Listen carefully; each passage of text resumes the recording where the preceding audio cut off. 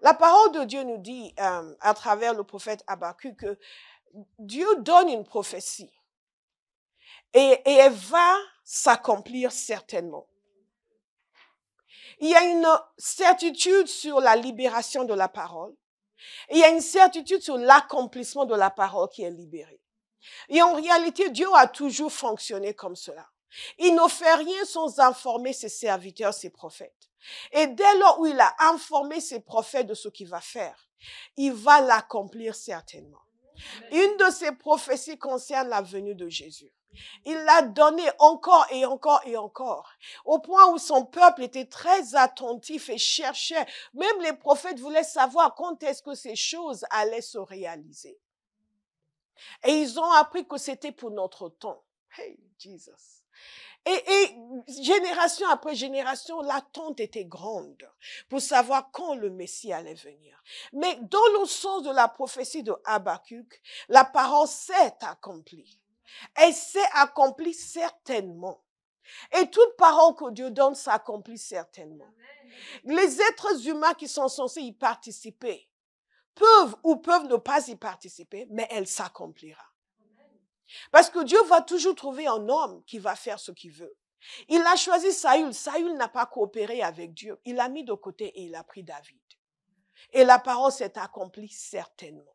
La parole concernant Israël s'est accomplie parce qu'il a trouvé un homme. Moi, j'ai toujours dit à Dieu, dans ma génération, tu ne pourras pas dire que tu n'as trouvé personne parce que je suis disponible. Alléluia. Je suis disponible. Et tu peux faire tout ce que tu veux avec moi, me travailler autant que tu veux, me changer radicalement, comme tu le veux. Je suis entièrement à ta disposition. Mais il ne sera pas dit que dans ma génération, Dieu a cherché, il n'a trouvé personne. Ou que ceux qu'il a trouvés ont failli à la tâche. Parce que je n'ai pas l'intention de faillir à la tâche. Donc, je ne sais pas ce que tu as donné à manger à l'apôtre Paul, mais donne-moi la même chose. Parce que lui, il est mort en disant, une couronne m'attend. Et je vais quitter cette terre en disant, une couronne m'attend. Alléluia. Et donc, je vous ai expliqué le fait que Dieu a des grands projets pour l'humanité, mais il les accomplit à travers des humains. Même la venue de Jésus a été accomplie à travers des êtres humains. Et toute l'œuvre de Dieu sur la terre sera accomplie à travers les êtres humains. Ce qui est merveilleux, un, c'est que ce n'est pas facultatif. Deux, c'est que la vie n'a pas de sens en dehors de cela. Donc, en réalité, celui qui a un minimum d'intelligence spirituelle et qui veut ce qui est bon pour sa vie, va apprendre à s'harmoniser avec la pensée de Dieu et recevoir pleinement la vision de Dieu. Le Fils est venu pour accomplir la vision du Père. Donc, nous avons lu dans Hébreux qu'il a dit, tu as préparé un corps pour moi. Je viens, ô Dieu, comme il est écrit dans le volume des livres, pour accomplir ta volonté. Et je vous ai expliqué que cela doit être le refrain de chaque enfant de Dieu. Chaque jour, je me lève aujourd'hui, Père, pour accomplir ta volonté. Pas dire, Seigneur, je veux ceci, je veux cela, fais ça pour moi. Non, mais je me lève pour accomplir ta volonté. Et ce que je te demande parce que ta parole m'a révélé que c'est ta volonté. Quand vous commencez à côtoyer le Seigneur, vous commencez à comprendre qu'il est Dieu. Il est Seigneur. Et il est Maître. Il est bienveillant. Il est miséricordieux. Il est bon, mais il n'est pas stupide. Il pardonne. Il oublie. Mais il ne souffre pas d'amnésie. Alléluia. Donc Dieu a une vision. Jésus est venu pour accomplir sa vision, pour réconcilier l'humanité avec lui-même. Et cette vision n'a pas changé. Il y a différentes facettes de cette vision. Il y a différents moyens qui nous sont donnés pour l'accomplissement de cette vision. Il y a différentes manières pour nous de participer à l'accomplissement de cette vision, mais elle n'a pas changé. Si votre vision n'est pas de réconcilier les hommes avec Dieu, vous gaspillez votre vie. Si vous n'avez pas compris et façonné votre existence dans le sens où vous vivez pour que les hommes viennent à la connaissance de Christ, soient réconciliés avec lui, deviennent des disciples, vous n'avez pas encore compris le sens de l'existence humaine. Mais je crois que quelqu'un va sortir d'ici avec un changement radical dans sa manière de voir, de vivre et de penser. Si chaque jour, vos actions sont encore dirigées uniquement par ce qui vous arrange, vous n'êtes pas encore à la maternelle de l'existence humaine. Alléluia. Je sais qu'on vous dit que être chrétien, c'est que Dieu vous bénisse, venez, on va prier pour ceci, vous allez avancer, vous allez avoir... Il y a des choses que vous n'aurez jamais si vous n'obéissez pas à Dieu. Et c'est une bonne nouvelle. Parce que ça veut dire que le Dieu que nous servons n'est pas un imbécile. Et qui n'est pas caractériel, et qui n'est pas instable. Et qui n'est pas manipulable. Donc ça nous donne une assurance extraordinaire que si nous le suivons, ce qu'il dit nous concernant est garanti. Donc la vision s'accomplira. S'accomplira. S'accomplira. Et la vision du Père pour le salut de l'humanité s'est accomplie en Jésus. La croix, ils ont attendu longtemps, mais c'est accompli. Il a pourvu pour notre salut. Il a utilisé des êtres humains qui ont coopéré avec lui. J'en ai parlé la semaine dernière, je ne vais pas revenir dessus. Si vous n'avez pas écouté le message de la semaine dernière, vous avez raté quelque chose de considérable. Vous devriez aller l'écouter.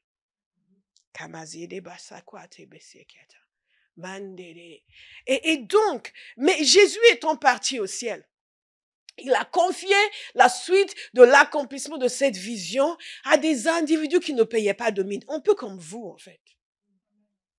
Et moi. Il a confié cela à des gens à qui on n'aurait pas eu accordé la confiance. Parce que de la vie de Jésus, ils avaient le chic de poser des questions stupides. Et ils avaient même l'outrecuidance d'essayer de l'empêcher d'aller à la croix. En d'autres termes, ils n'avaient rien compris. Pourtant, c'est à eux que Jésus a confié la suite de la mission.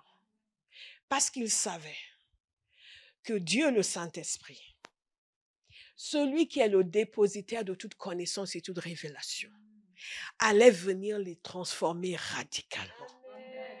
Allait venir leur communiquer en sens à leur existence. Allait venir leur montrer des choses qu'ils ne connaissaient pas. Et nous sommes dans la même situation aujourd'hui.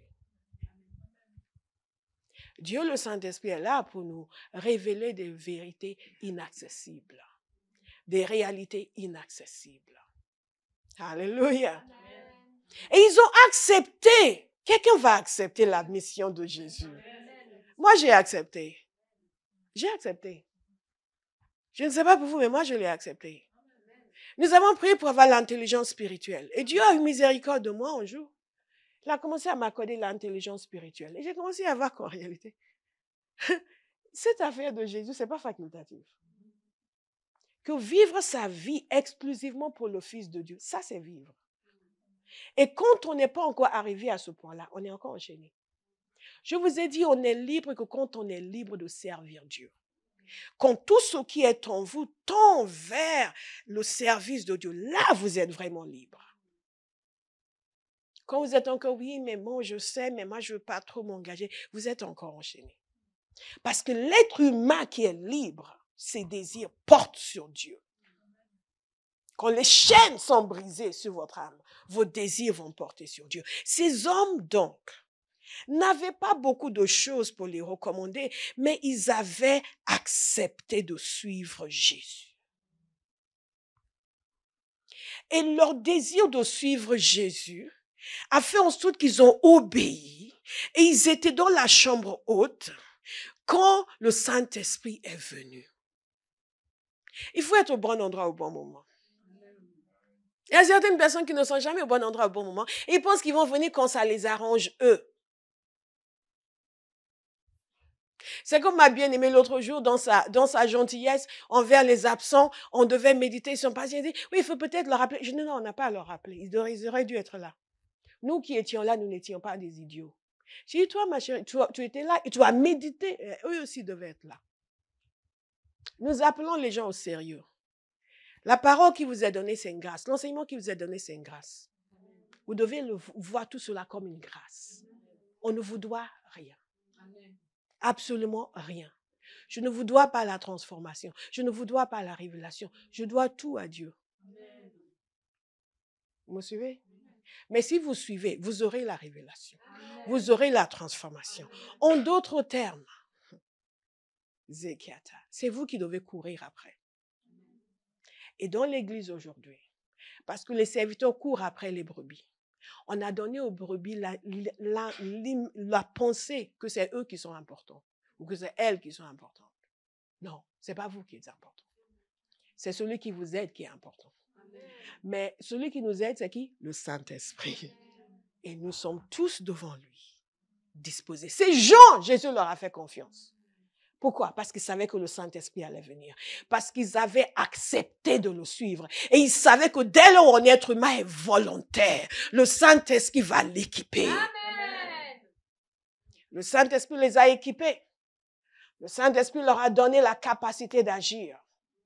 Et ils ont commencé à agir. Et en peu de temps, ils ont rempli la ville de la parole de Dieu. La vision de Jésus a continué à se poursuivre à travers eux. La vision du Père que Jésus est venu accomplir a continué à se poursuivre à travers eux. Je peux vous dire une chose, la valeur de votre vie réside dans la mesure où la vision de Dieu se poursuit à travers vous. C'est ça qui montre ce que vous valez sur terre. Ce n'est pas votre compte bancaire. Ce n'est pas, même si vous mettez tout votre argent dans le royaume, si vous mettez tout votre argent dans le royaume, vous servez à quelque chose. Mais si ni votre argent, ni vous-même n'êtes impliqués en quoi que ce soit dans les choses du royaume, vous n'avez pas encore commencé à vivre. Le jour du jugement, on n'aura rien à dire sur vous, sauf que vous aviez existé.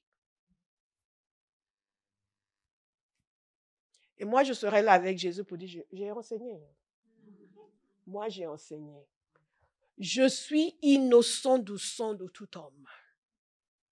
Il y a une raison pour laquelle Paul a dit ça. Parce qu'il savait qu'on allait rendre des comptes. Ces apôtres, donc, ont reçu le Saint-Esprit, ils se sont mis à la tâche. Ils ont commencé à accomplir la vision du Père. Ça n'a pas commencé avec nous. Et ça ne va pas s'arrêter avec nous, sauf si le Seigneur revient pendant notre vivant. Ce serait merveilleux. Moi, cette expérience pour monter, j'ai envie de vivre ça. De toute façon, même si on ne monte pas avec lui, on descendra avec lui. Alléluia. Thank you, Jesus. Thank you, Jesus. Ce que je suis en train de vous enseigner est très bon. Donc, souriez. Amen. Et ils ont épousé la vision du Père. Quelqu'un va épouser la vision du Père ce matin. Que par la puissance surnaturelle du Saint-Esprit, votre perspective change. Que ces ambitions purement charnelles vous quittent. Mais que vous deveniez un ambitieux dans le royaume. Pour amener le maximum de personnes à la connaissance du Christ, pour délivrer les perdus, pour briser les jougs sur les vies, pour voir des gens qui étaient avant accros au diable devenir accros à Jésus. Amen. C'est tout ce que vous pouvez dire comme amen? Amen. Si je vous avais dit, j'ai une parole, d'ici 6 mois, 20 milliardaires vont se lever ici. Vous serez dit, mais que Dieu vous délivre. Amen. Dites un vrai amen. Amen. Non, mais c'est vrai. On dit Jésus est Seigneur, amen. Jésus est Seigneur, amen. Quand on dit 20 milliardaires avant le mois de juin, peuple de Dieu, je l'ai reçu avant le mois de juin. Et je dis avant le mois de juin, 20 milliardaires dans cette salle. Est-ce qu'il y a quelqu'un qui le reçoit? L'Église a besoin de délivrance. Amen. Nous sommes trop attachés aux choses qui n'ont pas une valeur éternelle. Amen. Jésus est Seigneur, amen. Jésus est Seigneur, amen. Dites Jésus est Seigneur, bon, amen. Bon, c'est bon, pasteur. Délivré des désirs charnels. Regardez avec moi dans Acte 6, verset 1. Certains sont peut-être en train de dire, mais tous les versets qu'on nous a fait lire avant le culte, pasteur, on va y arriver quand on y arrive. Engagés dans la vision du Père. Mais en étant engagés dans la vision du Père, ils ont été confrontés à un problème. Et si vous demandez quel est le titre de ce message, nous allons voir les hommes qui accomplissent la vision. Dans cette vision communautaire, quel type de personne faut-il pour accomplir la vision? Nous sommes donc confrontés à une situation ici où les apôtres ayant épousé la vision du Christ, le Christ lui-même étant venu avec la vision du Père, Il a fait sa part, il est monté au ciel. Il a tout laissé à ses disciples et au Saint-Esprit. Et ses disciples se sont mis au travail. Des choses remarquables ont été faites. Et dans Acte 6, verset 1, il nous a dit ceci. À cette époque-là, alors que le nombre des disciples augmentait, les hellénistes murmuraient contre les Hébreux parce que leurs veuves étaient négligées lors de distributions quotidiennes. Les 12 convoquèrent l'ensemble des disciples et dirent, « Il ne convient pas que nous délaissions la parole de Dieu pour servir aux tables. C'est pourquoi, frères et sœurs, choisissez parmi vous 7 hommes de qui l'on rende un bon témoignage, remplis d'Esprit Saint et de sagesse, et nous les chargerons de ce travail. Quant à nous, nous continuerons à nous consacrer à la prière et au ministère de la parole. » Cette proposition plut à toute l'assemblée. Ils choisirent Étienne, un homme plein de foi et d'Esprit Saint, Philippe, Procor, Nicanor, Timon, Parménas et Nicolas, un non-juif d'Antioche converti. Ils les présentèrent aux apôtres et ils posèrent les mains sur eux en priant. La parole de Dieu se propageait de plus en plus. Le nombre des disciples augmentait beaucoup à Jérusalem et une grande foule de prêtres obéissait à la foi. Alléluia. Nous allons continuer peut-être après avec le verset 6. Nous nous arrêtons sur le verset 7. Donc, nous voyons qu'une situation difficile s'est présentée ici. Parce que l'Église avait des tâches spirituelles, mais aussi des tâches naturelles. Comme aujourd'hui. Il y avait la prédication de la parole, l'enseignement, la prière. Nous avons vu cela dès le début, la prédication de la parole le jour de la Pentecôte. Et qui continuent à se réunir, ils ont commencé à se réunir dans les maisons et tous les jours dans le temple également. Donc la parole, la communion fraternelle, l'enseignement, le fractionnement des pains, l'enseignement des apôtres. Il y a un passage qui nous parle de cela. Mais il y avait aussi des tâches naturelles comme la distribution de nourriture. Alléluia. Et les gens ont commencé à se plaindre parce que les choses étaient, disons, bâclées, n'étaient pas faites correctement. Certains estimaient qu'ils étaient lésés dans la manière de faire. Et pour régler ce problème, les disciples ont décidé qu'il fallait confier ces tâches à d'autres personnes et que ce n'était pas à eux de s'en occuper parce qu'il était important que eux s'occupent de la parole de Dieu et plutôt que de servir aux tables. Et ils n'ont pas estimé que servir aux tables était quelque chose qui n'était pas honorable. La preuve, les gens à qui ils ont confié cela, c'était des hommes intègres, de qui l'on rend un bon témoignage. Et les gens qui étaient remplis de Saint-Esprit et de sagesse. Parce qu'ils considéraient que c'était un travail important. Mais ils ont aussi pris conscience du fait qu'ils ne pouvaient pas tout faire. Dans l'accomplissement de la vision de Dieu, il faut différents types de personnes. Il faut certaines choses qui caractérisent ces individus. Et l'accomplissement de la vision du Père ne peut pas se faire uniquement avec les gens qui enseignent et qui prêchent. Ce n'est pas comme cela que Jésus a créé son Église. Et les apôtres ont vite compris qu'à force d'être partout et de tout faire, ils allaient nuire à l'avancement de l'œuvre parce qu'ils ne pouvaient pas tout faire de façon efficace. Donc, ces gens se plaignaient parce que ce n'était pas bien fait. Mais la raison pour laquelle ce n'était pas bien fait, c'est que ce n'étaient pas les bonnes personnes qui le faisaient. C'était des personnes qui déjà étaient occupées à des tâches autres et qui ne devaient pas être impliquées dans cela parce que leur responsabilité est différente. Le jour où l'Église va comprendre que toutes les tâches de l'Église ne sont pas censées être exécutées par les serviteurs de Dieu, les pasteurs, les évangélistes, l'Église va connaître une croissance extraordinaire.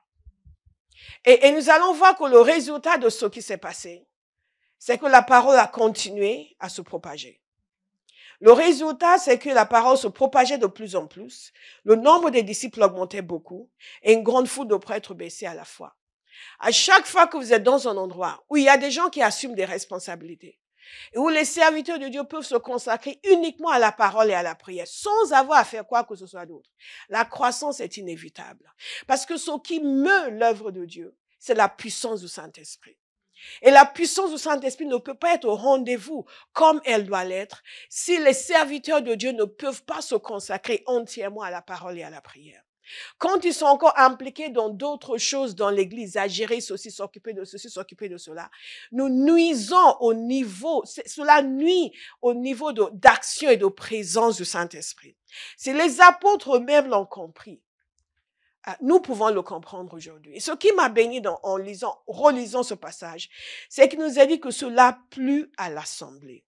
Cette proposition plut à toute l'Assemblée. Ils ont compris que Dieu nous donne de comprendre dans nos églises aujourd'hui, que Dieu nous donne de comprendre à Abba House, et que cela nous plaise, chacun de nous, de nous lever pour faire les tâches que nous sommes censés faire sans attendre à ce que pasteur le fasse, ou sans même être content de ce que pasteur le fasse. À chaque fois qu'un serviteur de Dieu doit aller s'occuper de quelque chose dans son département, c'est la preuve qu'il y a un vrai déficit dans cet endroit et dans cette église. Est-ce que vous me suivez? Maintenant, vous ne parlez plus parce que vous vous sentez visé. Vous êtes visé. Et tout ce qui est enseigné vous vise. Si ça ne vous concernait pas, je ne l'enseignerai pas. Non, dites pas, oui, pasteur dit ça parce que... Oui, c'est vrai. Pasteur dit ça parce que... Mais pasteur ne dit pas ça parce que vous avez bien mangé hier. Non. Pasteur dit ça parce que c'est la parole de Dieu. Et c'est le modèle de l'Église. Et c'est le modèle qui fait avancer l'Église. C'est le modèle qui fait croître l'Église. Ce n'est pas uniquement nous intercédons pour la croissance. C'est nous appliquons les principes qui conduisent à la croissance. Nous ne sommes pas des surhommes. Si les apôtres, nombreux tels qu'ils étaient, avec l'expérience qu'ils avaient de Dieu, estimaient qu'ils ne pouvaient pas être là à servir aux tables, il fallait qu'ils se consacrent à la prière et à la parole. Tout serviteur de Dieu doit avoir suffisamment d'intelligence pour savoir que c'est ce qu'il doit faire aussi. Alléluia. Je ne vais pas nommer des gens. Mais j'ai déjà eu à intervenir, à dire à certains serviteurs de Dieu, je devrais me prêcher à moi-même d'ailleurs. Mais il y a certaines choses que les gens font, vous savez que c'est quand même excessif. Vous êtes obligé de leur dire, vous savez, si personne dans votre église n'a envie de le faire, laissez tomber. Que Dieu les juge. Donc Dieu a donné une vision à son église. Il a donné une vision aux apôtres. Mais il était conscient du fait que les apôtres seuls n'étaient pas censés s'occuper de toutes les facettes de cette vision. Et que pour que la vision progresse, il fallait des hommes remplis de sagesse. Il fallait des hommes remplis du Saint-Esprit.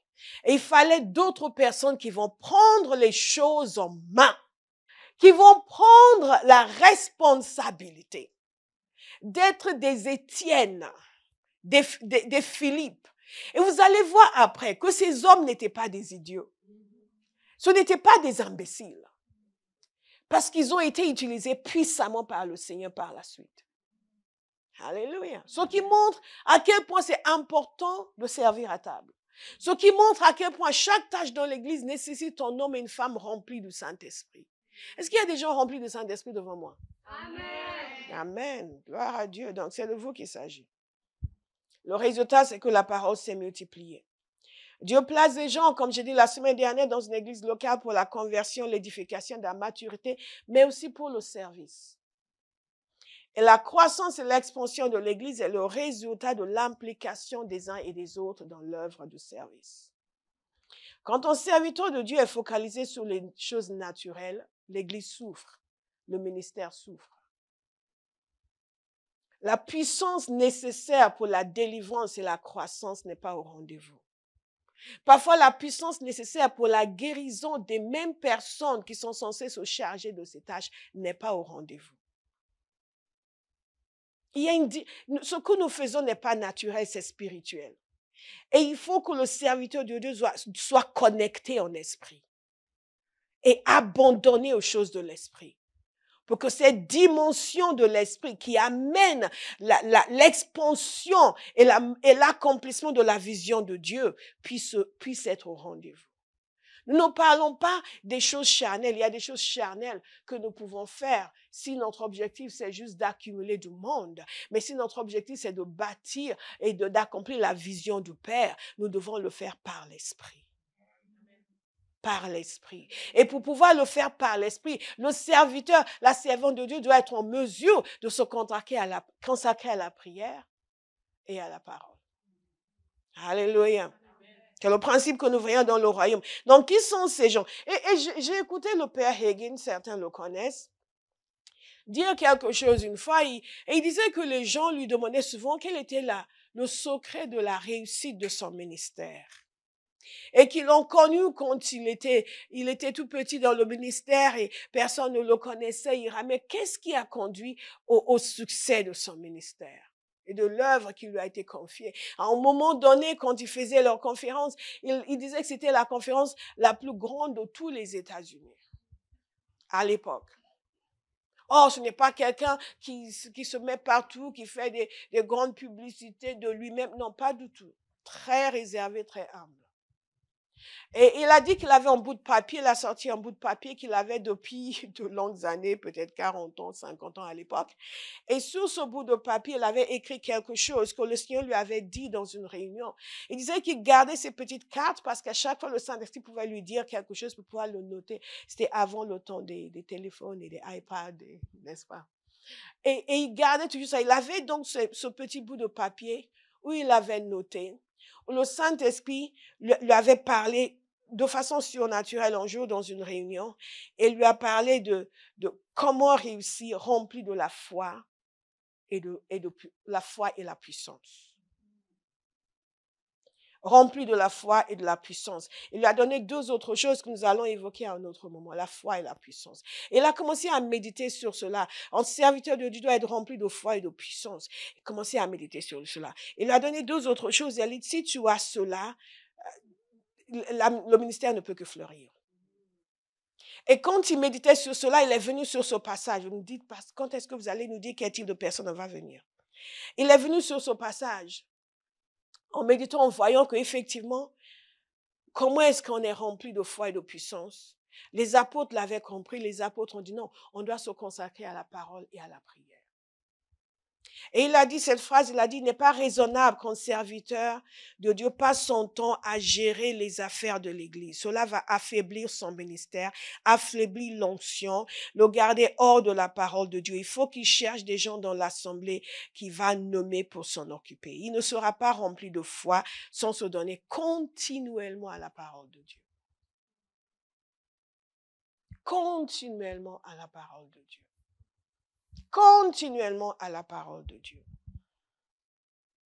Continuellement à la parole de Dieu. Même dans le monde de l'entrepreneuriat, les gens le connaissent ce principe. Il y a un entrepreneur qui est très connu, je ne vais pas dire son nom, qui a écrit un livre hyper célèbre, utilisé par tous les marketeurs. Et il expliquait que les gens le critiquent parce qu'il ne s'occupe pas lui-même de ses réseaux sociaux, mais qu'en fait, il avait trop de choses à faire. Et donc, à chaque fois qu'il intervenait quelque part, il y avait toujours quelqu'un de son équipe qui suivait. Et quand il faisait un discours, même une intervention, on lui pose une question, il fait une intervention improvisé, il y a toujours quelqu'un qui enregistre, qui prend des notes et qui va transformer cela en clip, en vignette, en tout ce que vous voulez et qui va mettre ça sur les réseaux. Et que certains le critiquent parce que lui-même ne fait pas ça, mais il disait s'il faisait ça, il ne ferait que ça, il n'a pas le temps pour faire ça. Parce qu'il était focalisé sur son objectif, qui était de développer l'entreprise et gagner l'argent. Est-ce que vous me suivez? Donc, dans le monde de l'entrepreneuriat, les gens ont compris qu'il faut une division de tâches. Et Paul a accompli la vision divine, mais pas seul. Je vous ai parlé la semaine dernière de Barnabas, de Silas, de Timothée, de Tite, d'Épaphrodite, d'Épaphras, de Luc, des femmes comme Tryphona et Tryphosa, j'ai toujours pas vérifié ce que c'est en français, de Jonas, l'apôtre, de Priscille et d'Aquile, et ainsi de suite. Et vous savez, à un moment donné, il a écrit à Tite, il a dit dans chaque ville, il faut établir des anciens. Tite était à Crète, il faut établir des anciens. Et c'est ce que Paul faisait. Partout où il allait, il établissait des gens. Il établissait des gens qui se sont montrés sérieux et dignes parce qu'ils ne pouvaient pas faire tout ça, gérer tout ça tout seul. Dans l'accomplissement de la vision de Dieu pour son Église, l'accomplissement de la vision du Père pour une Église, il est nécessaire qu'il y ait, je vous ai dit la semaine dernière, des hommes de vision. Des hommes de vision qui sont capables de voir des possibilités divines là où les choses semblent impossibles, qui rejettent tout ce qui n'est pas conforme à la volonté de Dieu. Quand vous avez une assemblée, un groupe, une communauté où la seule personne qui a la vision, c'est le leader, il faudra que Dieu change ces gens pour que cette vision puisse se réaliser. Parce que s'ils ne suivent pas, s'ils ne comprennent pas la vision, s'ils ne suivent pas la vision, ils vont être un frein à la vision. Vous me suivez? Et c'est ce qui fait que beaucoup d'églises rament aujourd'hui, parce que les gens, ils vont juste pour écouter, juste pour que eux soient bénis. Ils n'ont que faire de la vision du Père. Au contraire, ils vont en parler comme si c'était, oui, votre vision. Quand quelqu'un va dans une église et qui parle de vous, ça, c'est quelqu'un à fuir. Si quelqu'un vient à Abba House et quand il discute avec vous après, il parle de vous. Fuyez-le. Parce que c'est quelqu'un qui profite, mais qui ne s'identifie pas du tout à ce que l'on est et là où on va. Vous ne pouvez pas être dans une église, vous y allez, on continue. Et quand vous parlez de l'église, vous dites eux. Oui, mais les gens de Abba House, eux, ils ont ça, ils font ça. Qu'est-ce que vous faites là-bas? Vous êtes un frein à l'accomplissement de la vision. Allez où vous êtes. Vous pouvez dire nous. Demandez à votre voisin, est-ce que tu peux dire nous? Tu peux dire nous. Tu peux dire nous. Si c'est ta première fois, on te pardonne. Si tu ne peux pas dire nous. Alléluia.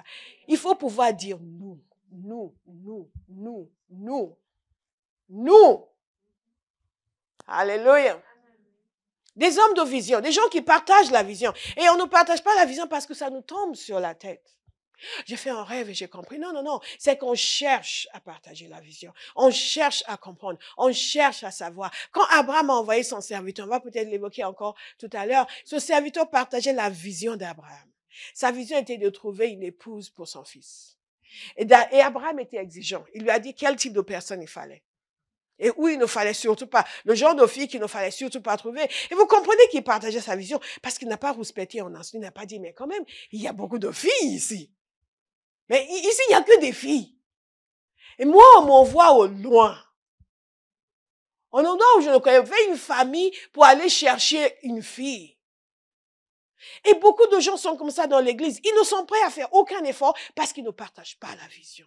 Oui, mais pourquoi on dit aux gens de faire ça, on pourrait faire ça? Ils cherchent toujours la solution de facilité, ce qui ne leur coûte rien. Pourquoi? Parce que ce ne sont pas des hommes et des femmes de vision. Parce que quand vous êtes un homme et une femme de vision, vous comprenez que dans l'accomplissement de la vision, on peut peut-être dire non à ce qui pourrait sembler normal à d'autres parce que nous, on cherche ce qui est extraordinaire. Dites Amen. Vous comprenez? Parce que je suis une femme de vision. Quand je viens ici, je ne dispense pas des petites miettes de vérité. Je vous assomme. Alléluia. Je n'ai jamais, quand Abraham a commencé et qu'il y avait 3 chats, bon, pas 3 chats, 3 personnes, j'ai enseigné avec mes tripes. J'ai préparé comme si j'allais prêcher à 20 000 personnes, 100 000 personnes. Il y a un serviteur de Dieu qui est venu au tout début. Au début, il était venu comme ça parce qu'il a eu 3 chats dans la salle, il était comme ça. Au fur et à mesure que je prêchais, il était comme ça. À la fin du message, il était comme ça. Après, il est venu me féliciter. Il a dit, prêcher comme ça devant si peu de gens. La plupart des gens vont juste. Mais parce que je suis une femme de vision. Amen. Parce que je crois à la vision que Dieu m'a donnée. Amen. Et parce que je fais ce qui plaît à Dieu. Amen. Pas ce qui m'arrange. Je pourrais venir ici parce que Dieu m'a doté d'une certaine intelligence. Vous comprenez? Je peux venir ici vous raconter des choses pendant 1 heure. Vous n'allez pas savoir que je n'ai pas ouvert ma Bible de la semaine. Mais je ne me contente pas juste de lire, de méditer pour moi. Je lis pour vous. Je ne me contente pas juste de lire, je passe du temps dedans. Si je devais prêcher pour les plus grands serviteurs de Dieu sur la terre, je ne ferais pas plus que ce que je fais ici. Vous comprenez? Quand on est un homme et une femme de vision, on cherche toujours à exceller. Amen. Et on accepte de ne pas se contenter de ce qui est devant nous, mais de poursuivre, de chercher ce qui n'est même pas encore visible, mais on sait que ça existe, donc on va le trouver. Dans l'accomplissement de toute vision de Dieu, il faut des hommes et des femmes de vision. Abraham avait compris la vision de son maître. Il comprenait que oui, il ne veut pas une femme de ce pays. Il veut une femme pieuse. On va aller la chercher. Ça lui a coûté, mais il a compris. Et il comprenait non seulement que la vision était bonne, que la vision était réelle, mais que le Dieu de son maître allait intervenir. Et donc, il a prié. Il a demandé que Dieu le conduise. Et ce qui est merveilleux, c'est qu'Abraham lui a dit que son Dieu enverra son ange avec lui. Parce qu'il avait compris la vision. Alléluia. Parfois, les gens viennent dire, oui, mais moi, pasteur, moi, je sais que vous avez dit ça, mais moi, dès que quelqu'un commence, mais moi, ok, bye bye. On n'est pas sur la même longueur d'onde. On n'est pas sur la même longueur d'onde. On n'est pas sur la même longueur d'onde. C'est quoi ça? Quand j'étais jeune et naïve, j'essayais de convaincre les gens. Je parlais avec un jeune homme cette semaine qui était très sûr de lui-même. Commençait à argumenter. Je lui ai dit, ok, excuse-moi d'être intervenu dans tes affaires. Au revoir. Mais non, je ne te fais pas dire que je ne suis pas offensée. Mais ça fait 30 ans que je suis dans le leadership. J'ai mentoré les leaders, des gens, des hommes d'affaires, des pasteurs. Je sais à quel moment il faut arrêter de gaspiller mon énergie. On ne va pas continuer à insister. À insister. Donc, quand les gens viennent avec certains discours, ils ne se sont pas encore posés pour écouter le Seigneur. Oui, mais moi, je trouve que la vision, et beaucoup d'entre vous, vous laissez n'importe qui vous parler. Vous entendez quelque chose de puissant, vous êtes dedans, et quelqu'un vient faire un commentaire désinvolte. Vous dites, ah bon, tu penses que chassez-le. Tout le monde ne doit pas avoir votre attention. Fait un commentaire désinvolte. Et vous pensez que parce qu'il a dit, peut-être qu'il n'y a rien. Il n'y a rien. Non seulement dans ce qu'il a dit, mais dans sa tête à lui aussi. Rien. Rien du tout. Quand on peut faire un commentaire désinvolte sur quelque chose de puissant et de sacré, on vient de révéler sa petitesse. Il dit, je suis un homme de vision. Et je suis une femme de vision. Les femmes pensaient que je les avais oubliées. Elles ont dit, ah, homme, bon, je suis une femme de vision. Alléluia. David était un homme de vision. Il a dit ceci, qu'est-ce que l'on donnera à celui qui abattra ce Philistin et qui lavera le peuple d'Israël de la honte qui lui est infligée? Qu'est-ce donc cet incirconcis de Philistin pour oser insulter les bataillons de Dieu vivant? Quand vous regardez l'église, qu'est-ce que vous voyez? Qu'est-ce que vous voyez? Il y a même des chrétiens qui méprisent l'église parce qu'ils sont aveugles et ils n'ont pas la vision du Père. L'église, comme je vous ai souvent dit, est l'entité la plus puissante sur la terre. L'église est l'entité la plus importante sur la terre parce que c'est la seule entité à travers laquelle le Dieu Tout-Puissant agit sur la terre. Et si vous vous sentez petit parce que vous êtes chrétien, c'est parce que vous ne connaissez pas Dieu. Partout où je vais, je suis conscient du fait que c'est moi qui amène la lumière dans cet endroit. C'est moi qui amène la lumière dans cet endroit. C'est moi qui amène la vie dans cet endroit. Et parce que j'y suis, Dieu se manifestera. Vous me suivez? Je me suis tenue dans des sphères très élevées dans la société. Je me suis tenue dans des milieux très élevés. J'ai travaillé toute ma vie dans des milieux élevés, là où les gens aspirent à arriver. Mais il n'y a pas un seul endroit où je me suis sentie petite. Au contraire. Je savais que si tous ces gens ont un problème, c'est moi la solution. Amen. Je vous assure. Un jour, j'étais dans une réunion de haut niveau dans un pays d'Afrique. Et il y a quelqu'un, un des délégués, on discutait après. Il disait à mon collègue, mais elle est remarquable. Elle est remarquable. Elle doit être appelée à des hautes fonctions. Elle est remarquable. Je dis, je suis déjà dans les hautes fonctions. Amen. Je lui ai dit, mais elle doit être dans des grandes choses en politique. Je dis, non, moi je ne fais pas la politique. Moi, je forme les gens qui vont faire la politique. Regardez encore comme ça. Vous ne savez pas qui vous êtes. Vous ne connaissez pas le Dieu qui agit en vous. Dieu va ouvrir les yeux de quelqu'un pour commencer à devenir un homme et une femme de vision. Vous allez arrêter de mépriser l'église. Les gens disent, oui, mais l'église, même s'ils sont trois, dans un petit coin perdu. Ça, c'est l'église de Jésus. Ça, c'est des hommes et des femmes qui peuvent se tenir devant un président malade et lui dire au nom de Jésus, lève-toi et sois guéri. Alléluia. Ne vous fiez pas à l'apparence. Connaissez votre Dieu. Connaissez votre Dieu. Devenez un homme et une femme de vision. Adoptez la vision du Père pour son Église. Soyez parmi ceux que Dieu va utiliser dans cette génération pour bâtir des églises puissantes, pour sortir les gens des ténèbres, pour les transformer en agents du royaume, pour en faire des hommes et des femmes puissants qui vont révolutionner leur génération. Donnez-vous à Dieu. Donnez-vous pour ces choses. Ne vous donnez pas pour juste gagner un peu d'argent. Tout ce que vous gagnez aujourd'hui peut disparaître demain. Vous avez entendu de la chute de la bourse. Vous avez entendu parler. Vous avez entendu parler de tous ces grands qui un jour se retrouvent sans un sou. Mais en Dieu, vous épousez sa vision. Non seulement il va changer la vie des gens à travers vous, il va changer la vôtre aussi. Et la prospérité que lui donne, personne ne peut vous enlever. Amen. Ça, c'est la vérité. Ça, c'est la vérité. Il faut, deuxièmement, des hommes de foi. Nous avons tellement parlé de Caleb et de Josué. Tellement parlé de leur foi. Tellement parlé de l'assurance qu'ils avaient en Dieu.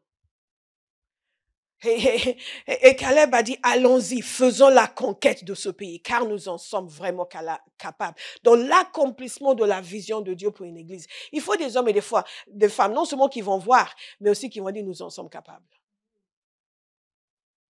Depuis toutes les années où je suis en France, j'ai rarement rencontré des gens qui ont dit, nous en sommes capables. Et dans des endroits où je les ai rencontrés, des années après, ces endroits étaient méconnaissables. Et les choses que Dieu a faites avec ces endroits, non pas parce que ces gens avaient une superbe théologie, mais parce qu'ils avaient des gens autour d'eux qui ont cru qu'ils en étaient capables. Qu'ils en étaient capables. Caleb a dit, nous en sommes capables.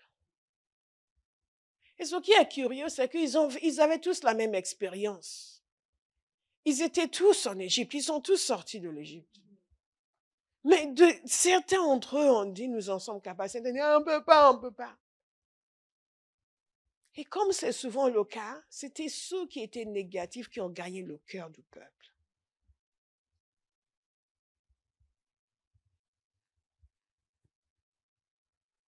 Ceux qui étaient négatifs. C'est leurs voix qui ont été entendues. Parfois, vous voyez cela aussi dans l'Église. Vous pensez qu'une Église est en train de progresser, d'avancer. Ensuite, il y a le camp de ceux qui sont négatifs. Ils vont commencer à polluer les autres. Et les gens qui avant étaient focalisés perdent leur focus et commencent à douter de tout. L'accomplissement de la vision de Dieu dans une assemblée demande des hommes et des femmes de vision et aussi de foi. Qui disent nous en sommes capables. Nous en sommes capables. Et vous voyez, c'est même dans Nombre 14, verset 6. Au verset 8, ça c'est une de mes phrases préférées dans la Bible. Si l'Éternel nous est favorable, il nous y conduira et nous le donnera. Allez, si l'Éternel nous est favorable, en d'autres termes, ce ne sont pas les circonstances qui déterminent notre réussite, c'est la faveur de Dieu. Si vous vivez votre vie de cette manière-là, rien ne pourra vous arrêter. Rien. À chaque étape, il y a toujours des gens qui vont vous dire que ce n'est pas possible, que ça ne fonctionnera pas, que ça ne marchera pas. Mais si c'est la vision du Père, si l'Éternel nous est favorable, nous allons réussir. En d'autres termes, la vision de Dieu s'accomplira certainement. Mais si moi j'épouse sa vision, je laisse de côté ma vision à moi, et j'épouse sa vision à lui, elle va s'accomplir. Si l'Éternel nous est favorable, en d'autres termes, cette conquête va se faire. Elle ne va pas se faire par notre puissance, mais par sa faveur. Amen. Tous les gens que nous allons gagner à Christ, toutes les églises que nous allons ouvrir, nous n'allons pas les ouvrir parce que nous sommes quelque chose en nous-mêmes, mais parce que nous aurons obéi à Dieu, nous aurons gagné sa faveur. Alléluia. Donc tout est possible. Tout est possible. Tout est. Il faut des hommes de foi. Il faut des gens dans l'assemblée qui vont dire que nous en sommes capables. C'est ce que le Père Hagin disait aussi concernant le serviteur. Il faut qu'il soit rempli de foi. Il y a des gens qui veulent que les serviteurs de Dieu soient remplis d'incrédulité. Ils ne sont contents que quand vous dites, oui, je ne sais pas, on va voir, frère, si vous pouvez vraiment quelque chose. Vraiment, là, même moi, je ne sais plus. Les gens aiment les pasteurs qui sont faibles parce que ça leur donne le sentiment de compter. Ils aiment les serviteurs qui vont constamment réciter leur incrédulité, leur incertitude. Donc, ils pensent qu'eux sont importants. Non. Oui, mais comment il passe ce serviteur? Il se prend pour qui? Il se prend pour un enfant de Dieu. Il se prend pour quelqu'un qui a été appelé par Dieu, envoyé par Dieu. Et il sait que s'il a la faveur de Dieu, la vision s'accomplirait avec ou sans vous. Alléluia. Et Caleb le savait. Et ça s'est accompli pour lui. Rempli de foi. Le serviteur d'Abraham, il était rempli de foi. Donc, dans l'accomplissement de la vision collective que le Père nous donne, il n'y a pas que le serviteur de Dieu qui doit être rempli de foi. Le peuple de Dieu aussi doit être rempli de foi. Quelqu'un m'a dit, je suis un homme et une femme de foi. Alléluia.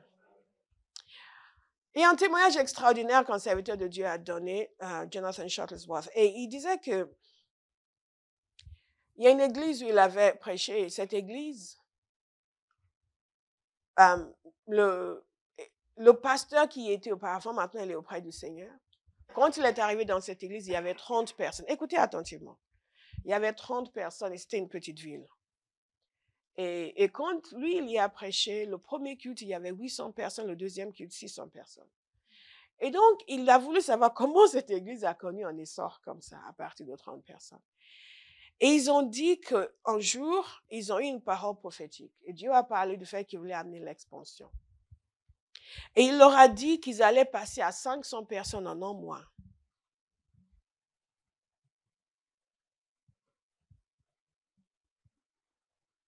De 30 à 500 personnes. Et ils ont commencé à remercier le Seigneur. Ils l'ont remercié et ils ont constitué des équipes. C'était des gens de foi. Ils l'ont reçu par la foi. Mais ils ont agi aussi. Ils ont constitué des équipes et ils ont commencé à aller frapper aux portes. À inviter les gens. Parce que parfois, nous recevons la parole, mais un, nous n'y croyons pas. Deux, nous ne faisons rien. Ou nous disons, nous allons faire ça et nous ne le faisons pas quand même.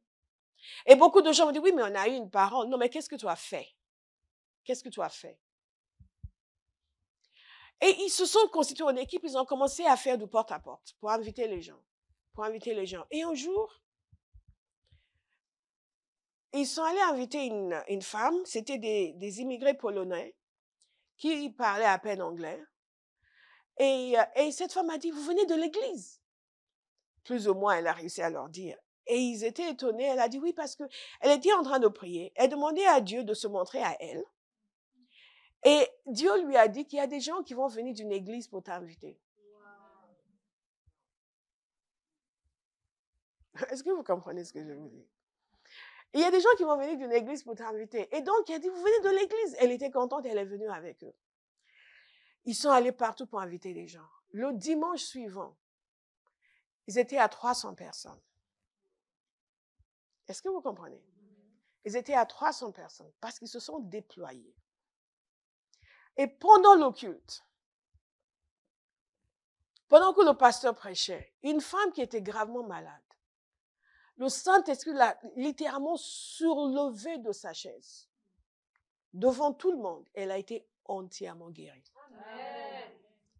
Les signes et les prodiges ont éclaté. Amen. Et Dieu a tenu parole. En un mois, ils sont passés à 500 personnes. Et ils ont continué de croître par la suite.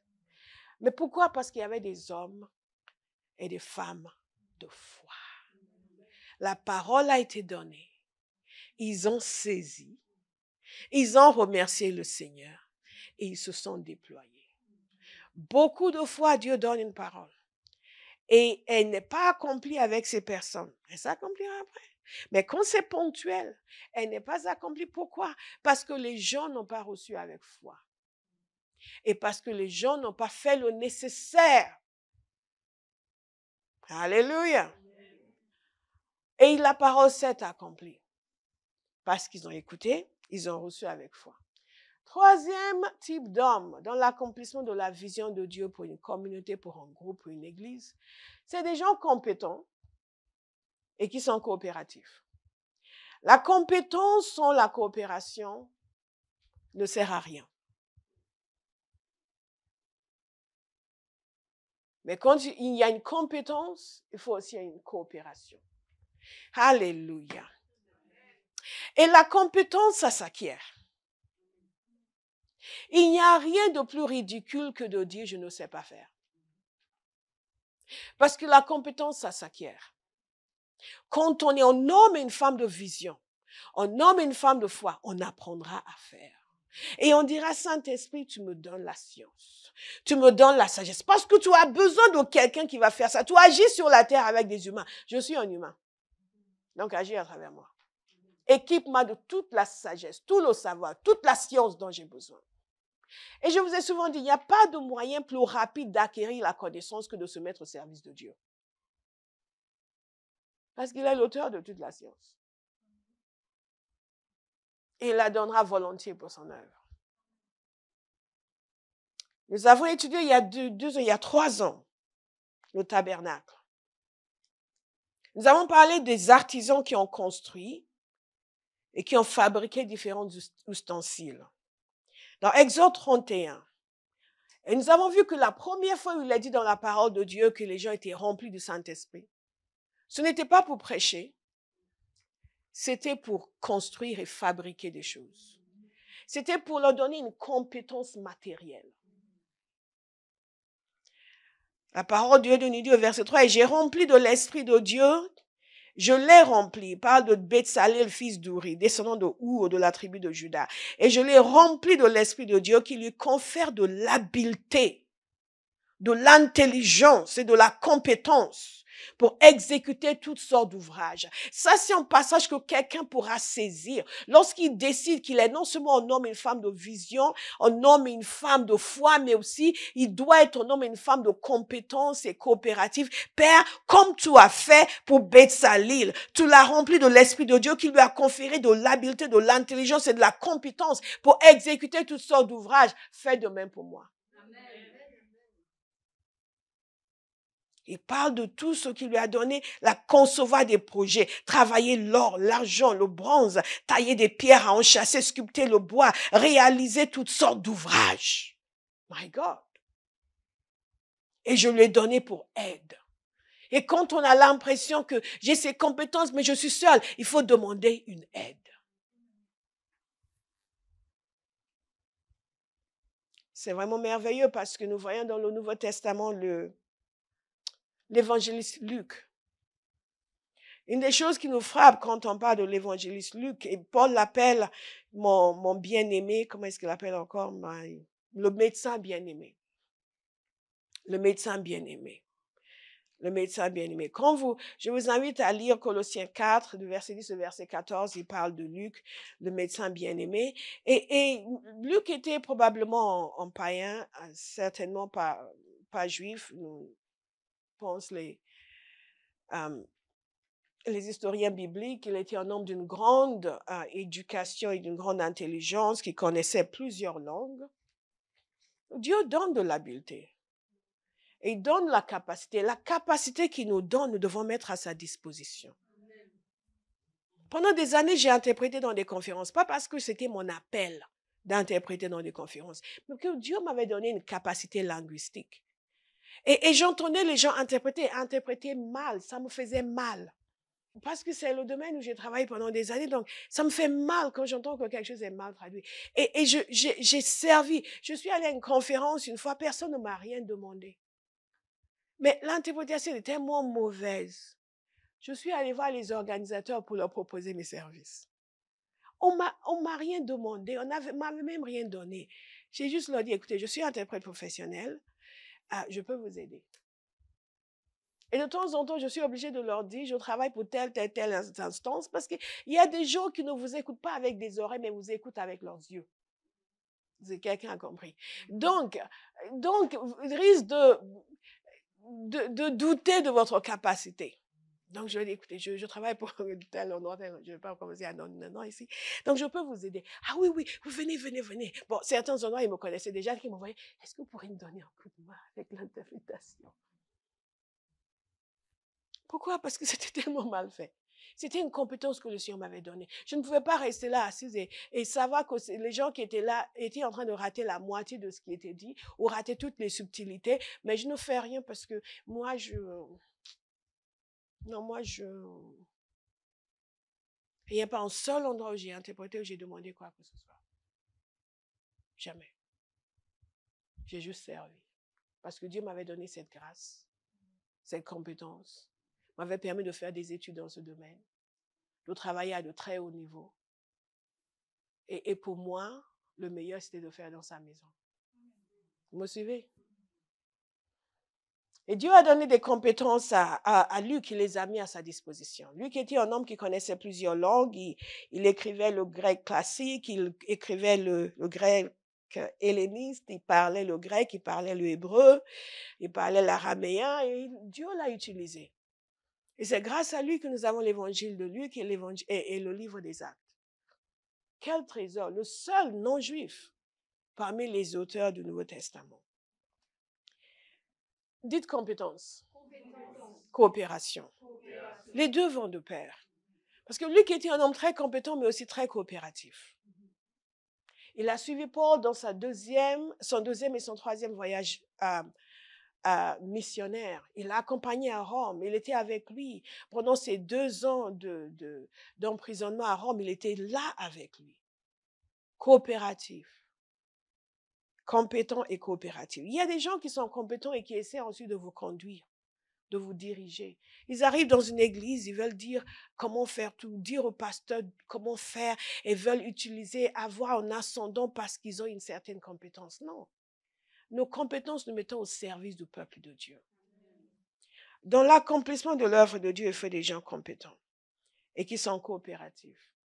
On n'a pas à vous supplier 3 fois parce que vous savez faire. Vous savez que tous les autres ne savent pas faire et vous allez les laisser faire. Je vois parfois les gens ont cette attitude dans des endroits. Ils vont laisser les autres ramer et ils vont venir parce qu'ils savent que dès qu'eux, ils arrivent, tout va être bien. Et je regarde des gens comme ça, je les marque. Et celui-là, il n'est pas sérieux. Vous laissez les autres souffrir et ramer et après vous venez, vous faites tout. Et les autres qui ne comprennent pas, oh merci, c'est vraiment gentil, merci, merci. Et moi, je regarde et non, pas de merci ici, pas de merci. Pas de merci ici. Pas de merci. Luc était un homme compétent. Dites, je reçois la compétence. Pour l'accomplissement de la vision. Compétent, coopératif, extrêmement appliqué. Appliqué. Quand vous regardez l'évangile de Luc, il a dit clairement, on voit qu'il avait fait sa recherche. Il avait étudié. Et l'évangile de Luc contient beaucoup d'éléments qui ne sont pas dans les autres évangiles. Parce qu'il a fait un travail méthodique. Méthodique. Idem pour le livre des Actes.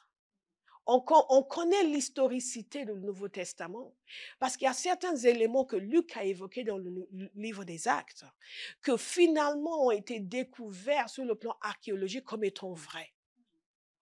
Et Luc les a marqués dans le livre des Actes.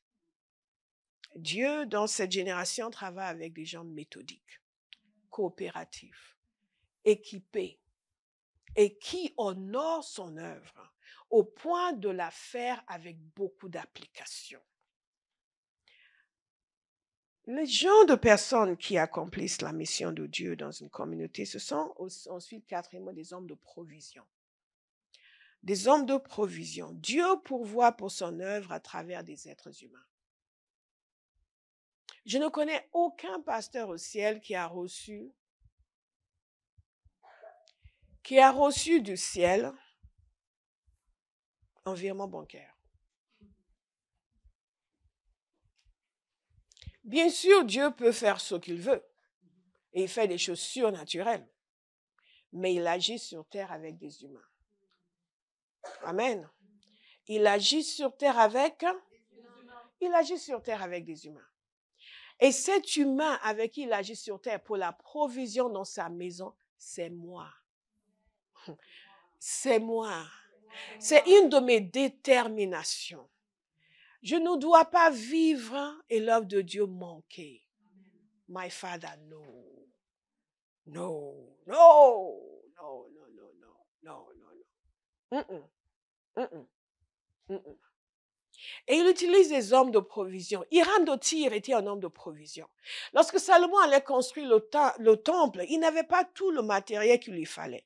Donc, dans 1 Roi 5, comme vous avez lu tout à l'heure, il a envoyé un message à Hiram de Tyr. Et il lui a demandé, la parole nous dit qu'il avait toujours été un allié de David. Il a su jouer de ses relations. Comprenez, la semaine dernière, je vous ai expliqué comment les êtres humains sont importants dans l'accomplissement de la vision de Dieu sur votre vie. Donc, arrêtez de vous disputer avec les gens qui sont une bénédiction pour vous. Amen. À tous nos bien-aimés en ligne, arrêtez de vous disputer avec votre pasteur. Je ne le dis pas aux gens de Abba House, n'est-ce pas, parce que vous le savez. Non, vous ne le savez pas. Non, je vous le dis aussi. Quelqu'un dit, je m'apprêtais à aller me disputer avec le pasteur à la fin du culte. Il faut deux pour se disputer, n'est-ce pas?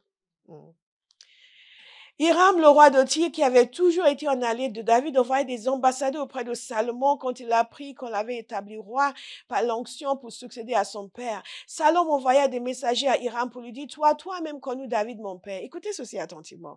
Il n'a pas pu construire un temple pour l'Éternel son Dieu parce qu'il a dû livrer des guerres au peuple qui l'entourait jusqu'à ce que l'Éternel ait fini par les lui soumettre. Maintenant, l'Éternel, mon Dieu, m'a accordé de vivre sans être inquiété d'aucun côté et sans plus avoir à redouter ni adversaire, ni menace de mauvais coups. À présent, j'ai décidé de bâtir un temple en l'honneur de l'Éternel, mon Dieu, conformément à ce que l'Éternel a déclaré à mon père David. C'est ton fils que je te donnerai pour succéder au trône qui construira un temple en mon honneur. Maintenant donc, veuille donner des ordres pour qu'on coupe pour moi des cèdres du Liban. Mes ouvriers aideront les tiens et je te paierai le salaire de ceux qui travaillent selon ce que tu fixeras. Car tu sais qu'il n'y a personne parmi nous qui sache couper les arbres comme vous, les Sidoniens. Hiram a été touché par la sagesse de Salomon. Salomon avait besoin d'aide. Il avait besoin de provisions pour construire le temple. Il n'avait pas. Donc, il a demandé à Hiram de Tyr. Et la parole nous dit ceci, que Hiram s'en réjouit fort et il a béni le Seigneur parce qu'il avait donné à Salomon, à David, un fils qui avait de la sagesse pour lui succéder. Il a dit ceci, j'ai bien reçu ton message, je ferai tout ce que tu désires et je te fournirai le bois de cèdre et de cyprès nécessaire. Mes ouvriers transporteront les troncs d'arbres du Liban à la mer. Ils les assembleront en radeaux que je ferai remorquer jusqu'à l'endroit que tu me désigneras. Là, je les ferai disjoindre et tes hommes les prendront en charge. Dites provision. Il faut des hommes de provision. Dans la maison de Dieu, il faut des hommes de provision. Et il faut que chaque chrétien ait l'ambition d'être un homme de provision. Chaque chrétien puisse dire, Seigneur, prospère-moi pour que je puisse bénir ton église. Seigneur, prospère-moi pour que j'ai une belle maison. Non, Seigneur, ton œuvre sur terre nécessite la provision. La vision que nous voulons accomplir nécessite la provision. Tous les bâtiments que nous voulons acheter nécessitent la provision. Toutes les églises que nous allons construire vont avoir leurs bâtiments à eux. Acheter cash. Il nous faut de la provision. Utilise-moi. Au lieu de ça, les gens sont là, oui, mais pourquoi on doit donner la dîme? Pourquoi on doit donner l'offrande? Quelqu'un m'a demandé il y a longtemps, il a dit, mais ils disent de donner la dîme. Pourquoi c'est 10%? Pourquoi la dîme n'est pas 2%?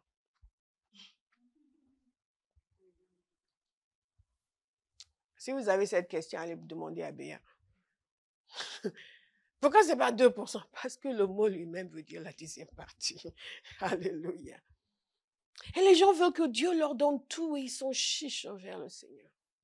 Ayez l'ambition d'être un homme et une femme de provision. Ayez l'ambition d'être quelqu'un que Dieu peut enrichir pour enrichir son œuvre. Ne rouspétez pas parce que vous devez faire un chèque pour l'église. Et si on rouspétait à chaque fois qu'on doit prier pour vous? Et si on rouspétait à chaque fois qu'on doit déclarer une parole sur votre vie? Et si on rouspétait à chaque fois qu'on doit vous donner un conseil? Vous êtes gagnant dans cette affaire. Il n'y a rien que vous puissiez donner à Dieu qui serait supérieur à ce qu'il vous a donné. Et ce qui continuera de vous donner.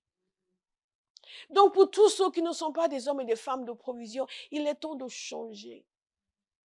Il est temps de vous attaquer à ce démon d'avarice. qui fait qu'à chaque fois qu'il est question d'offrande, vous commencez à souffrir de maux de ventre. Dites des hommes et des femmes de provision. Des hommes et des femmes de provision. Chaque œuvre de Dieu nécessite des hommes et des femmes de provision. Quand Jésus était sur la terre, il ne recevait pas de la manne du ciel. Il y a des gens aujourd'hui qui pensent que, oui, mais les pasteurs, mais vous pensez que les pasteurs mangent la manne du ciel? Non. Il faut des gens pour pouvoir à leurs besoins.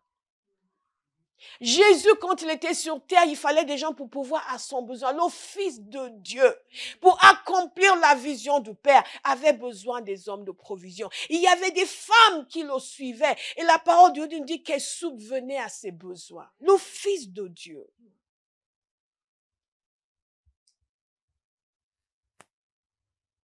Le Fils de Dieu. Et là, ce n'était pas juste leur dire, mais leurs offrandes qu'elles amenaient dans le tombe. Non, ça c'était pour les besoins personnels de Jésus. Et le besoin de ses disciples, elles avaient les moyens et elles mettaient ça à la disposition. Pourtant, Jésus pouvait multiplier le pain et le poisson. Est-ce que ce n'est pas extraordinaire? Il fallait payer les impôts. Il dit à Pierre, va chercher un poisson. L'argent est dans sa bouche. Pourtant, il avait encore besoin de gens pour subvenir à ses besoins. Donc, chaque repas n'était pas la multiplication de pain. Parfois, il fallait les payer. Chaque repas n'était pas, oh, on va prier et la viande va apparaître. Non. Pourquoi? Parce que Dieu voulait nous montrer ce qu'il faut dans cette œuvre, qu'on ne mette pas une exigence excessive sur les serviteurs de Dieu qui doivent vivre de la manne du ciel. Non. La parole de Dieu dit que ceux qui sont bénis doivent partager ce dont ils vivent avec ceux qui les bénissent. C'est la vérité. Et non seulement ça, nous avons une responsabilité de veiller à l'accomplissement de la vision. Depuis quand votre offrande à vous peut jouer un rôle dans l'accomplissement de la vision du Père pour cette Église? Dans quelle mesure plutôt? Dans quelle mesure? On partage la parole, on reçoit et on s'en va. On ne fait pas attention à vous, que vous donnez, que vous ne donnez pas. On ne regarde pas les registres pour dire qui est-ce qui ne donne pas ici. Mais on vous dit ceci. On n'est pas participant dans une vision tant que nos finances ne sont pas participantes. Non. Des hommes et des femmes de provision donc. Épaphrodite était reconnu comme celui qui avait amené la provision de l'église de Philippe à Paul. Et Paul était reconnaissant. Il a dit, j'ai appris à vivre dans toutes circonstances. Mais il était heureux de recevoir la provision.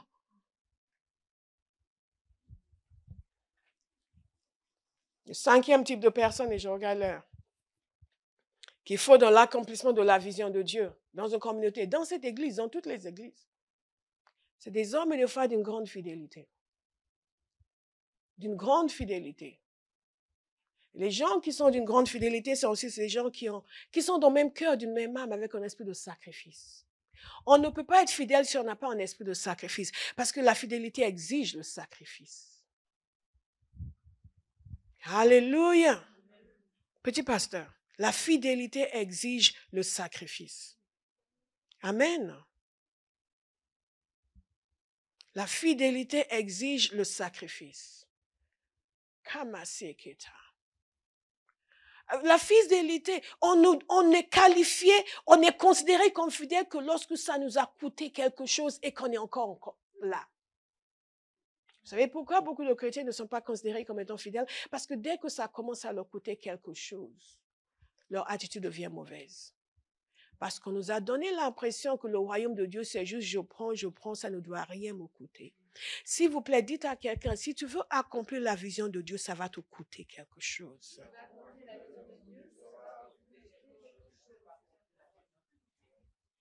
C'est juste un changement de mentalité.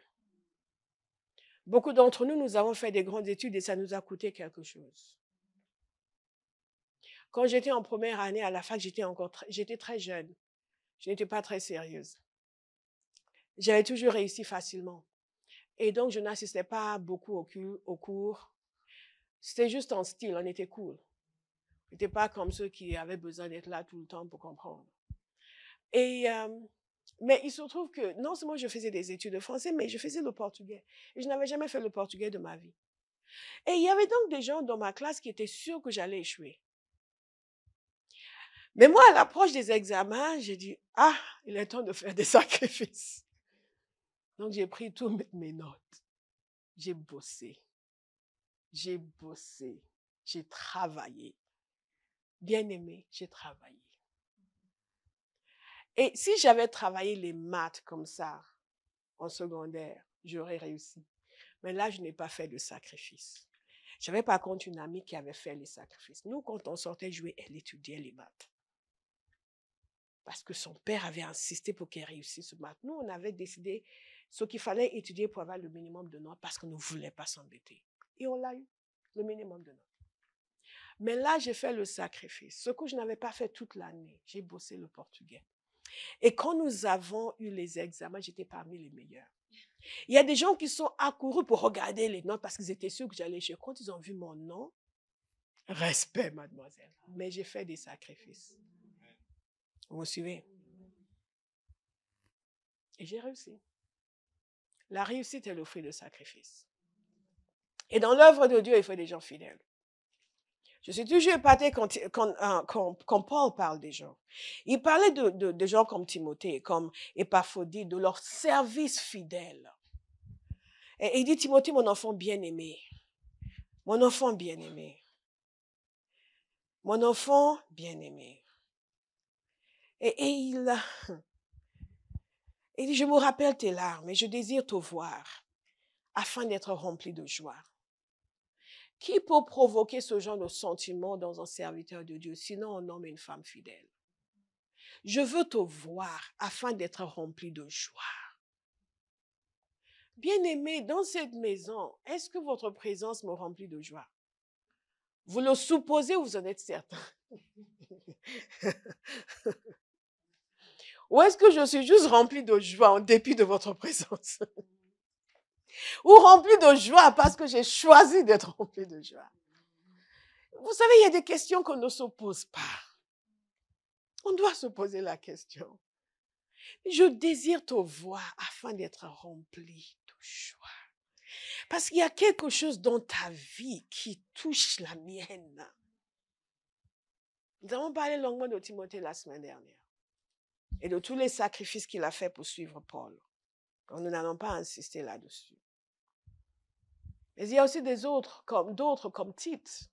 Tite aussi était un fils bien-aimé, à qui il pouvait confier une tâche et avoir l'assurance que ce sera accompli. Et c'est le point suivant. Nous arrivons vers la fin.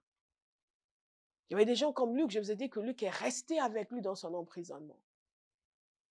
Beaucoup de gens ne sont pas fidèles. Dès que le vent tourne un petit peu, dès qu'il semble qu'il y a des petits problèmes, ils se distancient. Oui, mais tu es avec tes... Oui, mais bon, pour l'instant. Et vous savez comment il a commencé dans Colossiens 4? Aristarque, mon compagnon de détention. L'accomplissement de la vision de Dieu. Il y aura des moments difficiles. Vous savez, quand Jésus est allé à la croix, quand ils l'ont arrêté, tous l'ont fui. Il n'était pas fidèle. Et même Pierre, qui avait suivi de loin, quand il a été identifié, il l'a renié. Il n'était pas fidèle. Mais ce qui est merveilleux, c'est que Dieu leur a donné une seconde chance. Jésus leur a donné une seconde chance. Et là, ils sont restés fidèles. Donc, je veux dire à quelqu'un ce matin, même si vous avez été infidèle, laissez Dieu vous aider et vous donner une seconde chance. Amen. Ce n'est pas la fin de l'histoire. Ce n'est vraiment pas la fin de l'histoire. Et le Seigneur, dans sa miséricorde, leur a donné une autre opportunité. Et regardez comment après ils sont devenus fidèles. Et l'histoire nous dit que tous sont morts de mort violente, tués pour leur foi, sauf Jean. Fidèle jusqu'à la mort. Dieu a besoin d'hommes fidèles. Dans l'accomplissement de la vision de Dieu, il faut des hommes fidèles. Timothée était celui qui était digne de foi. digne de confiance. On pouvait lui confier des choses importantes. C'était lui qui devait être envoyé à Philippe. Et Paul a dit, je n'ai personne comme lui qui a le même sentiment à votre égard. C'est merveilleux. Et je vous dis, c'est tellement bien quand on n'est pas le responsable d'une vision, mais qu'on peut être un homme fidèle dans la vision. Moi, je n'ai jamais voulu être responsable d'une vision parce que je savais que c'était beaucoup de travail et beaucoup de responsabilités. Je voulais juste être cette personne fidèle dans la vision. Parce que moi-même, j'étais visionnaire, j'étais capable de voir, oui, cette vision, elle est grande. Je suis dedans et je veux être cette personne de foi, cette personne fidèle, cette personne qui croit que tout est possible. Et à chaque fois que tu dis oui, mais c'est dire, non, mais Dieu peut, Dieu peut, Dieu peut. Ça m'a préparé pour aujourd'hui. Mais on peut le faire, on peut y arriver. Parce que quand vous êtes volontaire, Dieu vous ouvre des yeux aussi. Et il vous montre les choses. Il vous montre. Donc, quand on dit on va faire ça, on ne fait pas, ah bon, comment on va faire? Vous êtes yes! Parce qu'il vous a ouvert les yeux aussi. Que Dieu vous ouvre les yeux. Je n'étais jamais la personne qui venait, mais comment on va faire? Je dis, yes, yes, on peut, allons-y, allons-y. Pourquoi? Parce que Dieu m'ouvrait les yeux aussi. Fidèle, dites fidèle. Je suis un homme fidèle.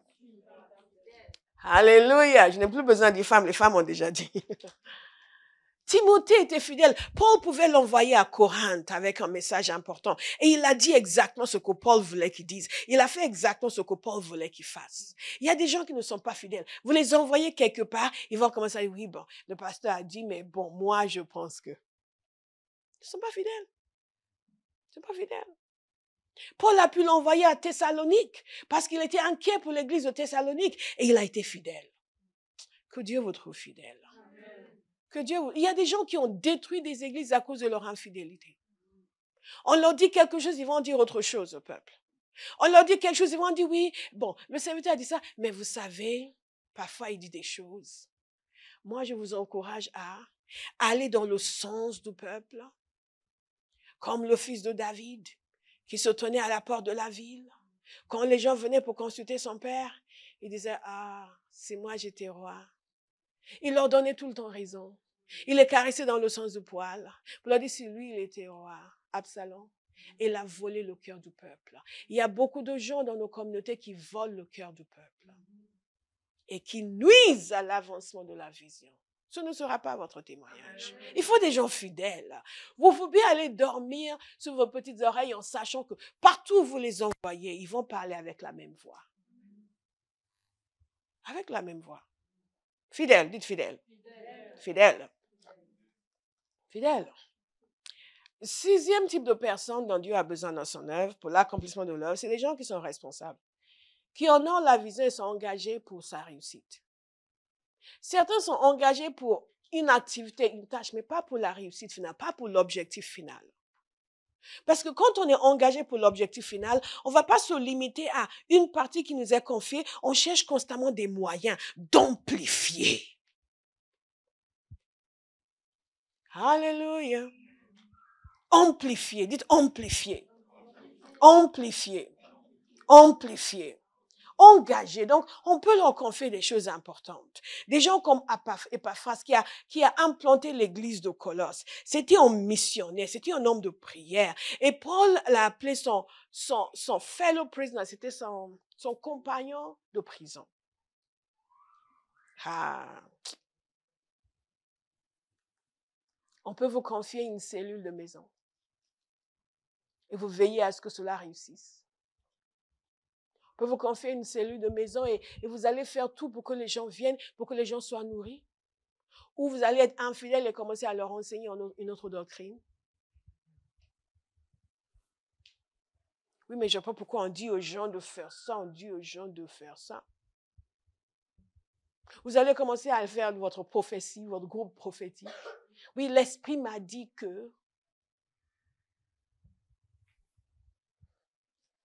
Et quand les gens ne veulent pas venir, vous allez vous déployer pour prier, pour les toucher, pour les faire venir. Vous allez commencer à vous plaindre. Oui, on dit aux gens de faire une cellule, mais les gens ne viennent pas. C'est à vous de les faire venir. Alléluia. Engagés pour la réussite, engagés pour la réussite, engagés pour la réussite, des gens responsables. Le serviteur d'Abraham était un homme responsable. Lisez l'histoire de cet homme, c'est extraordinaire. Il a assumé la responsabilité d'aller chercher une épouse pour le fils de son maître. Il sait à quel point son fils était précieux pour son maître et à quel point il était précieux dans le plan de Dieu. Et il a prié. Et Dieu lui a donné le succès. Je prie que Dieu vous trouve responsable et qu'il puisse vous donner du succès. Parce que vous êtes responsable, parce que vous honorez la vision, parce que vous êtes engagé dans sa réussite. De temps en temps, Paul va saluer des gens. Certains, ils font ceci, ils font cela. Et il va les saluer. Que vous soyez de ceux qui seront salués. Amen. Amen. Et il faut des hommes de guerre. Dites à quelqu'un, est-ce que tu es un homme, une femme de guerre? Quelqu'un fait, est-ce que tu es un homme et une femme de guerre?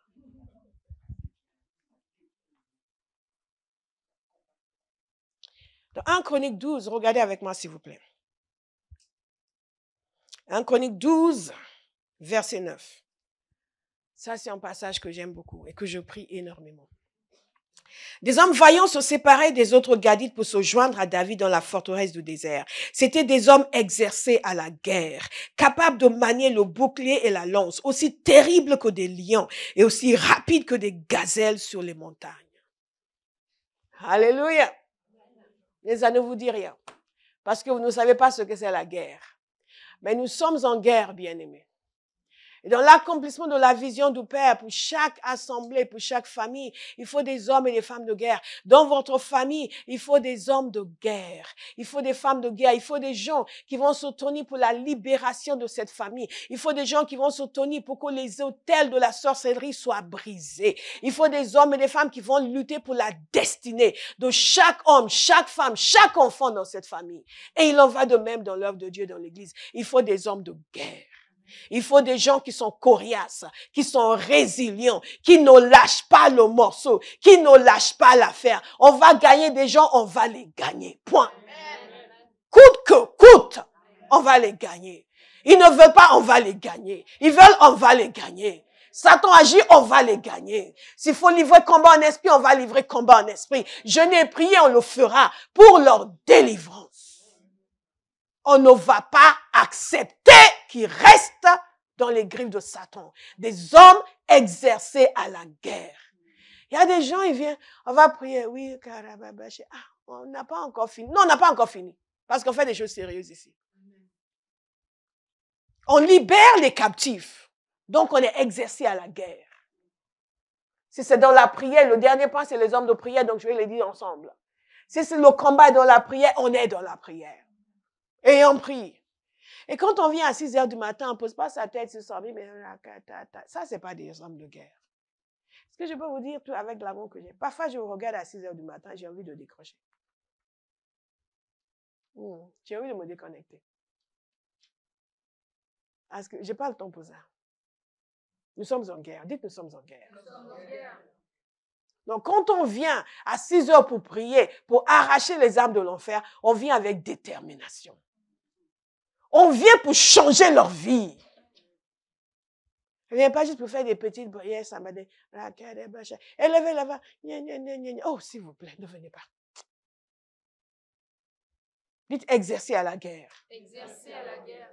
Ils sont exercés à la guerre. Donc, que ce soit dans la prière, que ce soit dans l'exercice des activités, dans l'évangélisation, on est têtu.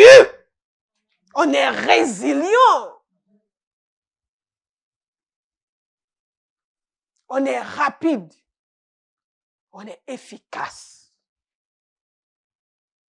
L'œuvre du Père mérite toute notre attention et toute notre énergie, toute notre compétence, capable de manier le bouclier et la lance, aussi terrible que des lions et aussi rapide que des gazelles sur les montagnes. Posez la question, s'il vous plaît, à votre ami. Je sais que ce message est un peu long, mais il est bien, il est bien. Vous allez pouvoir l'écouter 20 minutes par jour après. Disons que je vous donne tout. Je ne veux pas revenir la semaine prochaine dessus. Nous allons lancer une étude des épîtres aux Thessaloniciens. Donc, je suis dessus depuis un certain temps. Là, vous n'avez aucun problème, vous allez lire tout le passage, c'est facile. En 10 minutes, vous avez lu le premier. Et je ne veux pas revenir dessus la semaine prochaine. Donc, s'il vous plaît, demandez à votre voisin, est-ce que tu es aussi terrible qu'un lion? Est-ce que tu es aussi terrible qu'un lion? Parce que certains chrétiens sont atteints par, en espagnol on dit flaca. Ils sont mous. Ils sont atteints par un cas de mollesse aggravée. Vous savez, ils sont mous. Est-ce que tu es molle? Non. Ah, j'aime ça. Non! Est-ce que tu es molle? Non. Est-ce que tu es mou? Ah. Ils sont mous, ils sont trop mous. Quand Satan vient, il faut... Non, Jésus, va-t'en. Pourquoi tu recules alors? Aussi terrible que des lions. Aussi rapide que des gazelles. Aussi terrible que des lions. Aussi rapide que des gazelles.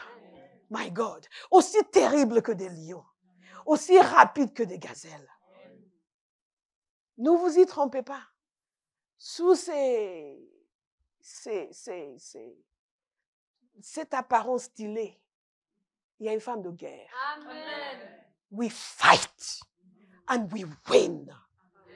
We fight and we win. Hallelujah.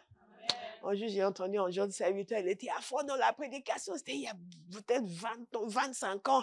Il a dit ceci, do things that make the devil regret he ever met you. Il dit, yes! Faites des choses qui font en sorte que Satan regrette le jour où il t'a rencontré. Hallelujah. Qui regrette le jour où il a entendu ton nom.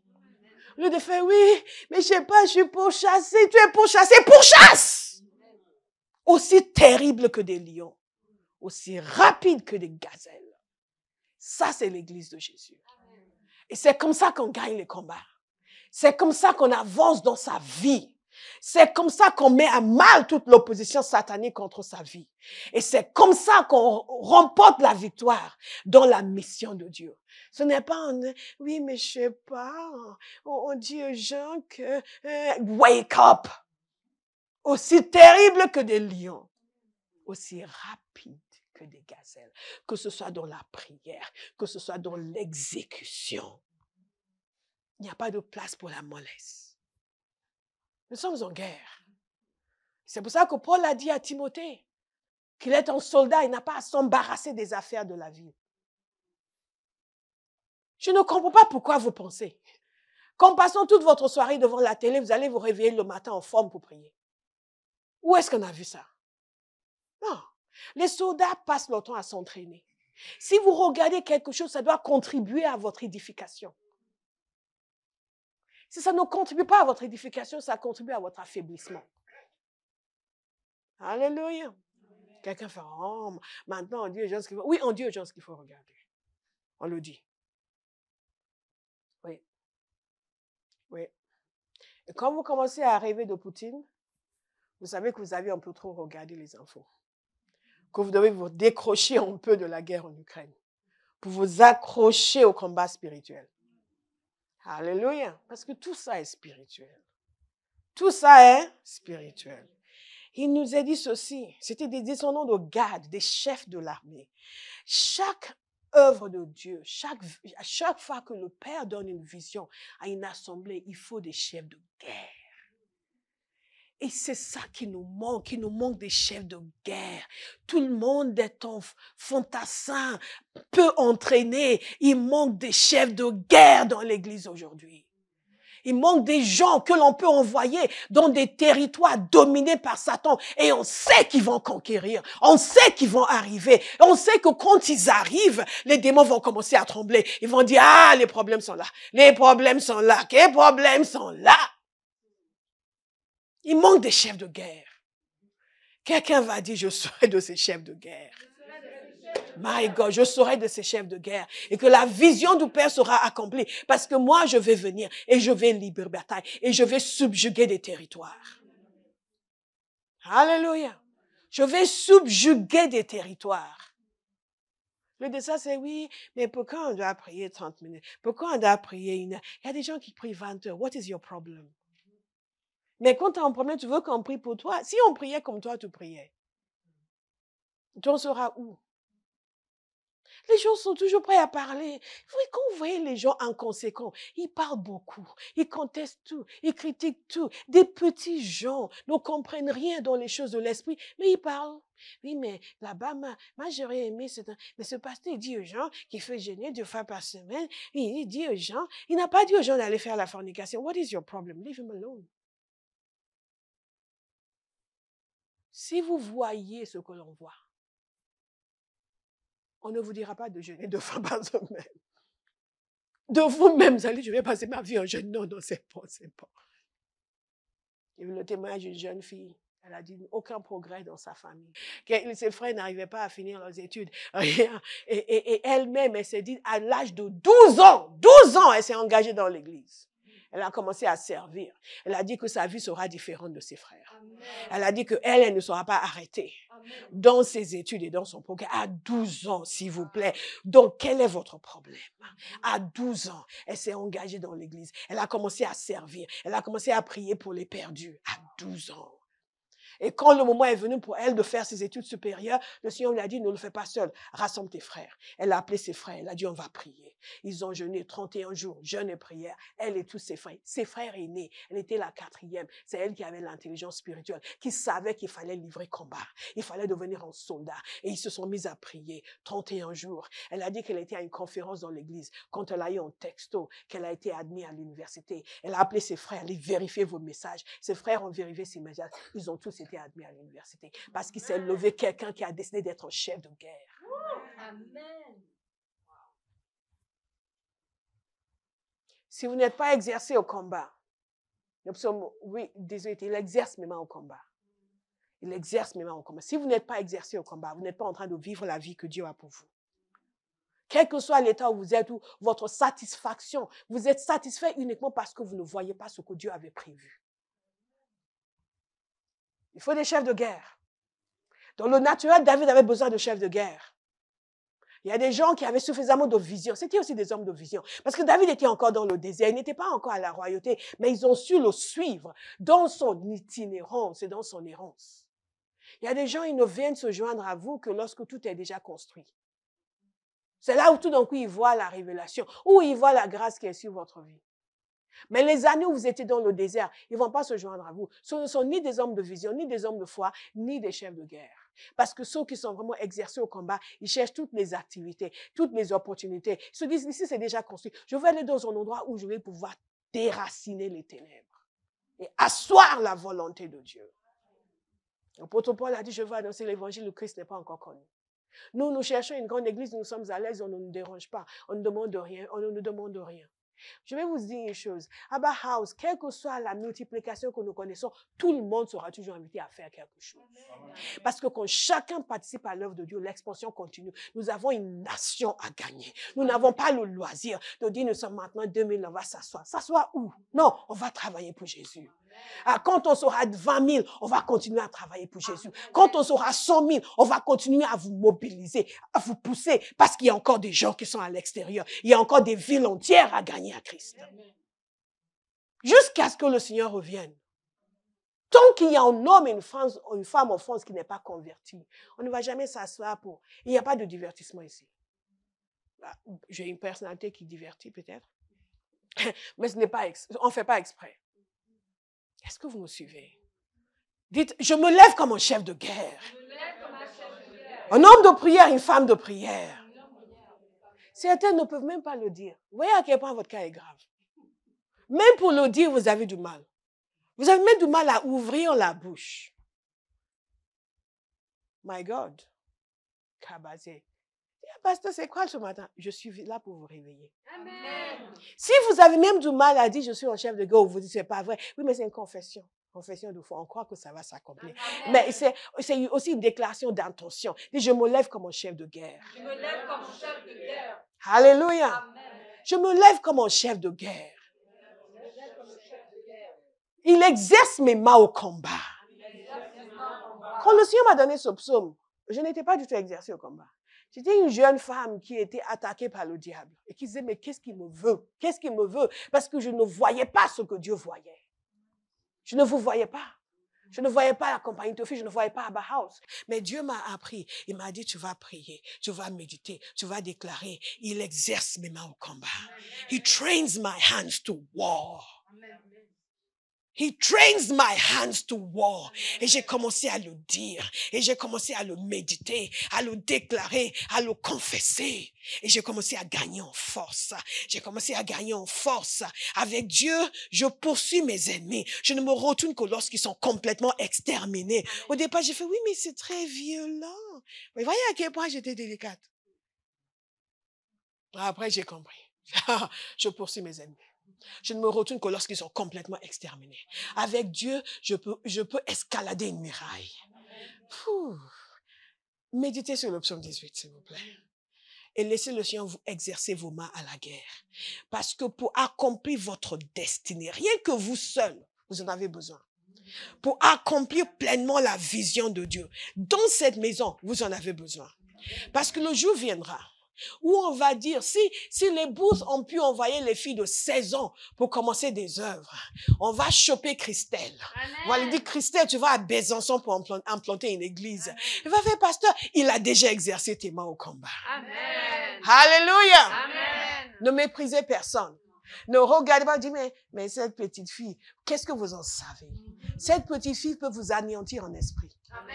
Une servante de Dieu, une fois, elle était dans un endroit, c'était une fête de quelqu'un qui avait invité des gens et un homme en occultisme était venu la serrer et lui serrer les mains, il a voulu transférer quelque chose. Elle a réagi contre.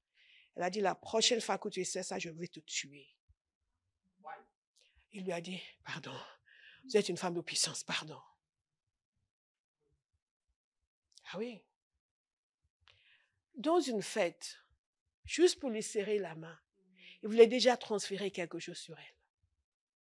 Pour qu'après, il vienne la déranger, vous savez quand. Le monde dans lequel nous vivons est dangereux. Devenez puissant. Vous ne pouvez accomplir la vision du Père pour vous, pour votre famille, pour votre communauté, pour votre église, si vous n'êtes pas puissant. Amen. Alléluia.